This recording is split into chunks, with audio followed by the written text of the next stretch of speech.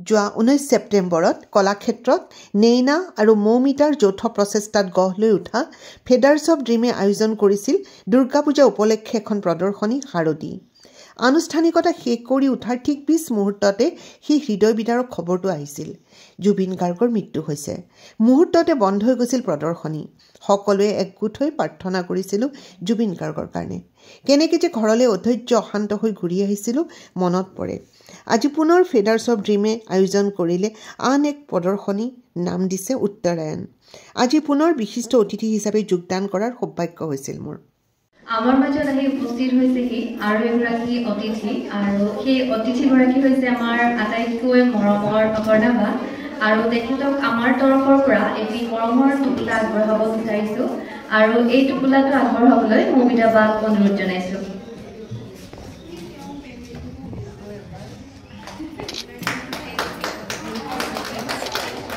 আজি দ্বিতীয়বাৰৰ বাবে আহিলোঁ। প্ৰথম যিদিনা আহিছিলোঁ সেইদিনা এইখন মঞ্চতে থিয় হৈছিলোঁ। সেই একেদিনা উদ্বোধনো হৈ গৈছিলে, কিন্তু সেইদিনা আমাৰ আটাইতকৈ মৰমৰ প্ৰাণৰ জুবিনক আমি সেইদিনা হেৰুৱাইছিলোঁ। খুব দুখৰ এটা দিন আছিল সেই দিনটোত। এনেকুৱা এটা পৰিস্থিতি হৈছিল এই অধিৱেশনখনত, প্ৰদৰ্শনী মানে সেইটো আজি মোৰ সোমাই গৈ সেই এটা পেইনতে সোমাই আছোঁ তেতিয়াও। আৰু সোমাই আহোঁতে জুবিন গাৰ্গৰ ফটোখিনি দেখিলোঁ। যি নহওক আমি গৈ থাকিবই লাগিব, হয়নে? প্ৰত্যেকে নিজৰ কৰ্ম কৰিবই লাগিব। সেইকাৰণে সকলোলৈকে মোৰ মৰম আৰু শুভেচ্ছা থাকিল যেন আপোনালোকে যিখিনি কাম কৰি আছে ঘৰত বহি, আজি ইমান মৰম লাগিছে। ছোৱালীবিলাকে কুৰ্চাৰ কাম কৰি আছে, কোনোবাই হাতেৰে বনাই আছে। মানে যিটো সময়ত নৱপ্ৰজন্মক মানুহে ইমান বেয়াকৈ সমালোচনা কৰে যে একো নকৰে, ল'ৰা ছোৱালী মোবাইল লৈ বহি থাকে, কিন্তু মোবাইলৰ পৰা কিমান কাম শিকিছে ছোৱালীবিলাকে। মই ইয়ালৈ আহি এইখিনি চাই মোৰ খুব ভাল লাগিল আৰু সকলোকে পুনৰ শুভেচ্ছা জনালোঁ।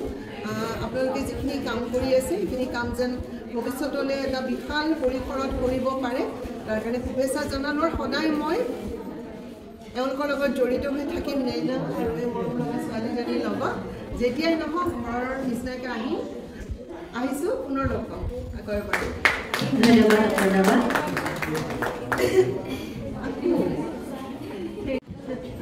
প্ৰদৰ্শনীখনৰ কিছু অংশ মই আন এক ভিডিঅ' যোগে শ্বেয়াৰ কৰিম। আজি দেওবাৰ বুলি এইকাৰণেই কৈছোঁ, মই এতিয়াও ভিডিঅ'টো এডিটিং কৰি আছোঁ। আপলোড কৰোঁতে চাগে এটা বাজিয়ে যাব। সেইকাৰণেই কৈছোঁ আজি দেওবাৰ, সময় পালে কলাক্ষেত্ৰৰ বাকৰিত চলি থকা এই প্ৰদৰ্শনীখনত এপাক মাৰি আহিব পাৰে। লগতে কুকিং আৰু আৰ্ট কম্পিটিশ্যনো পাতিছে। মোৰ পেজত কণ্টেক্ট নাম্বাৰটো দিয়া আছে। যোগদান কৰি নিজৰ প্ৰতিভাৰ প্ৰকাশ কৰাৰ লগতে এই ক্ষুদ্ৰ ব্যৱসায়ীসকলৰ লগত মত বিনিময় কৰিব পাৰে। পুনৰ আহিম প্ৰদৰ্শনীখনৰ আন এক ভিডিঅ'লৈ। শুভৰাত্ৰি।